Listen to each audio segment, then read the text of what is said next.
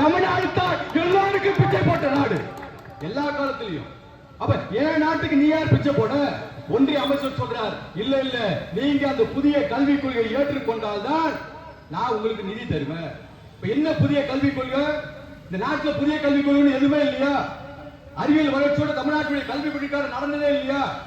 தமிழ்நாட்டுடைய மருத்துவ கட்டமைப்பு வேற இந்திய ஒன்றியத்தில் எங்காவது இருக்கா? உலகத்திலே பல நாடுகளில் உள்ள பல மாநிலங்களில் உள்ளவ எல்லாரும் தமிழ்நாடு சென்னையை நோக்கி மருத்துவமனை நோக்கி இன்னைக்கு படம் எடுக்கிறாரா இல்லையா? அப்ப இந்த மருத்துவ கட்டமைப்பு எல்லாம் உடைக்கணும்னு அவன் சொல்றான் புதிய கல்விக் கொள்கை. என்ன புதிய கல்விக் கொள்கை? 3ஆம் வகுப்புல பொதுத் தேர்வு. இது 3ஆம் வகுப்புல 3வது படிக்கிற பிள்ளைக்கு என்ன தெரியும் யோசிச்சு பாருங்க. விளையாட தெரியும், அம்மா அப்பா சொல்லி கொடுக்குற பாடத்தை படிக்க தெரியும். இதான படிப்பு. நீங்க நம்மளுடைய காலம், எனக்கு என் காலத்திலே காலை தொட்டாதான் சார் 5 வயசுக்கு ஒத்துக்கிட்டே பள்ளிக்கூடத்துல சேர்த்தாங்க. இப்ப என்ன பண்றா?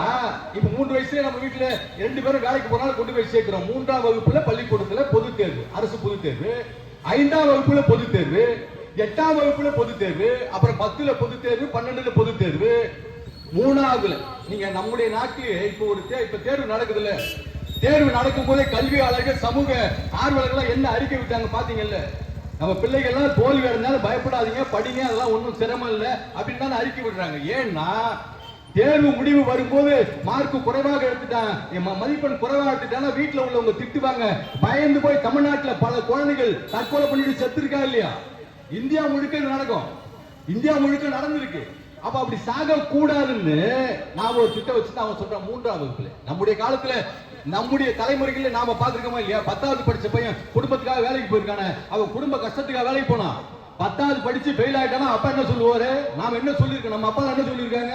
அண்டா முட்டா பையன், நீ அறிவில்ல, இதுக்கு எங்கேயா போய் நீ வேலை செய்யலாம்டா, ஒரு மெக்கானிக் கடையில் போய் வேலை செய்யடா, ஒரு ஆட்டோ கத்துக்கடா, ஒரு டைலர் கத்துக்கடா, இப்படினாலும் சொல்லி போய் கொண்டு போய் வேலை சேர்த்தோம். அவன் பள்ளிக்கூடத்துக்கு போனாலும் மற்ற பசங்க என்ன சொல்லுவாங்க? ஏடா ஃபெயில் ஆயிட்டான் வர்றான் மன உளைச்சலை ஏற்படுத்தினாங்கல்ல, அது 3ஆவது பிள்ளைக்கே கொண்டு வரணும்னு ஒன்றிய அமைச்சர், கல்வி அமைச்சர் சொல்றான்னா இதை விட அயோக்கியத்தனம் எங்காவது இருக்குமா? 3ஆவது படிக்கிற பிள்ளைக்கு.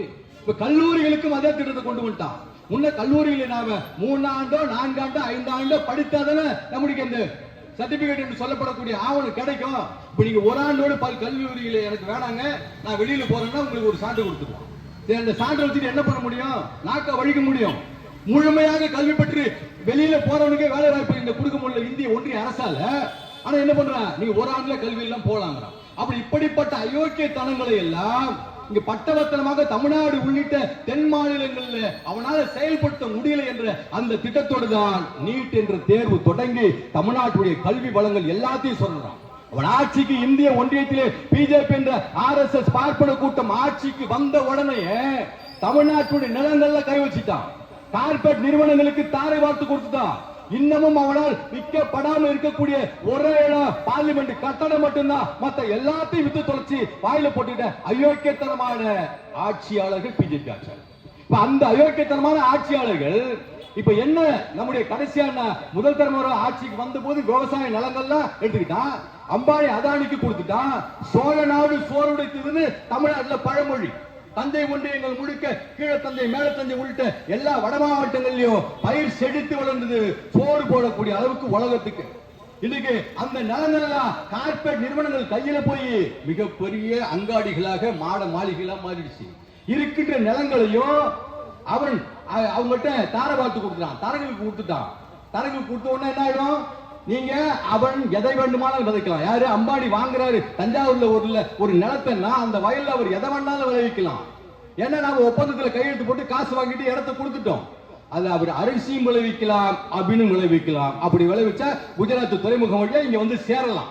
இங்க இருக்கிறவங்க உடனே தமிழ்நாட்டில் சட்டம் ஒழுங்கு கெட்டு போச்சு, எல்லா இடத்துலயும் கஞ்சா கிடைக்குதுன்னு சுலபமா சொல்லிடலாம். ஆனா அதற்கான அத்துணை திட்டத்தையும் இந்திய ஒன்றிய பாஜக அரசு தொடர்ச்சியாக செய்கிறது. அப்ப தமிழ்நாட்டுடைய நிலங்களை ஆக்கிரமிச்சா, தமிழ்நாட்டுடைய வளங்களை ஆக்கிரமிச்சா, சோழ நாட்டுல நேற்றைக்கு விருது வாங்கிய பேராசிரியர் ஐயா ஜெயராமன் கூட ரொம்ப வருத்தத்தோடு பதிவு செய்தார். தொடர்ச்சியா இன்னும் நான் அந்த பகுதியை சேர்ந்தவன். தொடர்ச்சியா எங்கள் மண், தஞ்சை மண் வறண்ட பூமியாக போய்விட்டது. தண்ணீருக்கு பதில் விஷம் தான் இருக்கு, தண்ணீருக்கு பதில் விஷம் ஆயில் தான் இருக்கு. அதுதான் நாளைக்கு உங்களுக்கும் சோறா வரும். இங்க எதை வேண்டுமானாலும் இழந்து விட்டு உயிர் வாழ்ந்து விடலாம். மானத்தை இழந்து விட்டு உயிர் வாழ்வது எவ்வளவு கொடூரமானது. அப்ப மானத்தோடு கூடிய அறிவை தமிழ்நாடு என்ற இந்த நாடுதான், திராவிட மண் தான், திராவிட இனம் தான் உலகம் முழுக்க கொண்டு போயிருக்கு. அதான் புரட்சி கவிஞர் பாரதிதாசன் சொல்வார், அறிவை விரிவு செய், அகண்டமாக்கு, விசால பார்வையாளர் விழுங்க இந்த வையத்து மக்கள் என்னார். அப்படி அறிவை விரிவு செய்யக்கூடிய, கல்வியிலே கை வைக்கக்கூடிய நிலையிலே இந்திய ஒன்றிய அரசு வந்திருக்கிறது என்றால் அதை தட்டி கேட்க வேண்டிய அவசியம் நம்ம ஒவ்வொருத்தருக்கு இருக்கு. இங்க பேசிக் கொண்டிருக்கக்கூடிய, இங்க உட்கார்ந்து இருக்கக்கூடிய, ஆர்ப்பாட்டம் நடத்தி கொண்டிருக்கக்கூடிய தமிழ் உணர்வாளர்கள் அவர்கள் வீட்டு பிள்ளைக்காக கேட்கவில்லை. அது புது தமிழ் உறவுகளே யோசிச்சு பாருங்க. உங்கள் தலைமுறைக்காக கேட்கிறோம், உங்கள் தலைமுறையுடைய கல்வி வளர்ச்சிக்காக கேட்கிறோம். இந்த நாடு நம்முடைய நாடாக இருக்க வேண்டும் என்று உணர்வோடு கேட்கிறோம். அதற்காகத்தான் தெருக்கள் இன்னைக்கும் நெஞ்சு உருக கத்திக் கொண்டிருக்கின்றோம். இந்த நாள் எங்களுக்கு வரப்போவது ஒன்றுமில்லை. ஆனால் இந்திய ஒன்றிய அரசை தொடர்ச்சியாக எதிர்த்து எங்கள் நாட்டிலே உங்கள் காவி கொடியை, காவி இனத்தை, காவி வளர்ச்சியை, காவி கல்வி கொள்கையை நடமாட விடமாட்டோம். அதற்காக உயிரையும் கொடுத்து கூட இந்த நாட்டை காப்போம். ஏனெனில் இது எங்கள் தலைவர் பெரியார் என்ற பெருமைக்குரிய தலைவன் பக்குவப்படுத்திய மண், திராவிட இயக்கத்துடைய ஆய்வாளர்கள் பக்குவப்படுத்திய மண், தமிழ் இன உணர்வாளர்கள், தமிழ் தேசிய போராளிகள் பக்குவப்படுத்திய மண். இந்த மண்ணிலே இந்துத்துவத்தின் கல்வி கொள்கையை வேரோடும் வேரடி மண்ணோடும் வீழ்த்துகின்ற வரை களத்தில் நிற்போம். அப்படிப்பட்ட கள உணர்வை இங்கே உங்களுக்கு விதைத்திருக்கக்கூடிய தமிழ் வழி கல்வி இயக்கத்துடைய தோழர்களுக்கு நெஞ்சார்ந்த வாழ்த்தையும் பாராட்டையும் சொல்லி விடைபெறுகிறேன். நன்றி, வணக்கம்.